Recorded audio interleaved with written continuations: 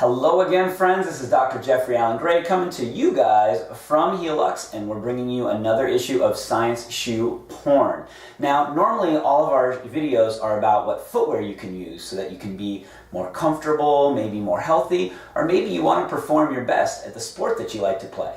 Well, today we're changing it up a little bit, and we're going to look at standing desks. And we get a lot of questions about these new standing desks because people want to know, hey, what shoes should I wear when I'm at them? Now, first, why would somebody use a standing desk? Maybe you've heard that it's going to be more healthy for you. Maybe you could lose a little bit of weight by using it, or maybe it's better for your back because you're just not sitting and slumped all day. Or maybe you just heard that tech companies like Facebook are using them all the time and you want to be on that train too. That's cool. Well, we at Helix, we like to look at what the science behind things is. And is there any research that supports using a standing desk?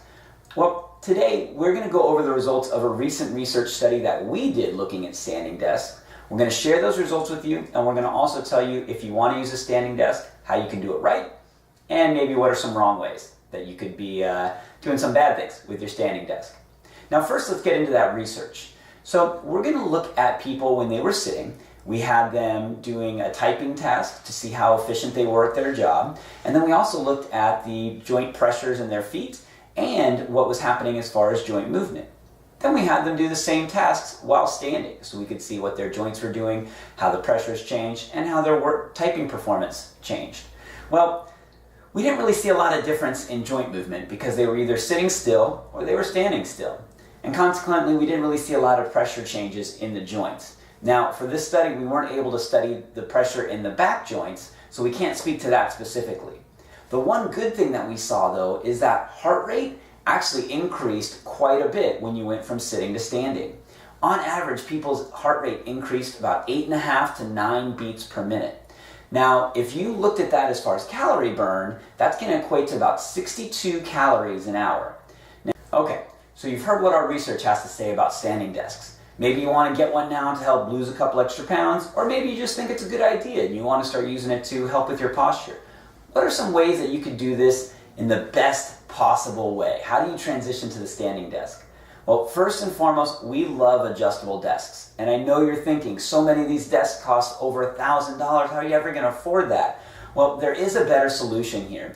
We love the Kangaroo adjustable desk. You can find them online. I'm going to put the link in the comment section down below. And these things, they run about $400 to start, and they are awesome. You can use them at your seated position with great posture, and then when you're ready to transition to a stand-up position, you simply just turn one dial, raise the thing up, and you're ready to start standing and working at the same time. It's very quick, very easy, and we love it. Now, when you are standing, we like to recommend that your elbows are bent to about 90 degrees, and you want to be able to have the monitor at eye level. This is going to help your posture, so you're not putting any strain on your neck or your shoulders. Now, with shoes, this is our area here. Remember, we love to help you guys with footwear recommendations. You got to have something that has a lot of cushioning.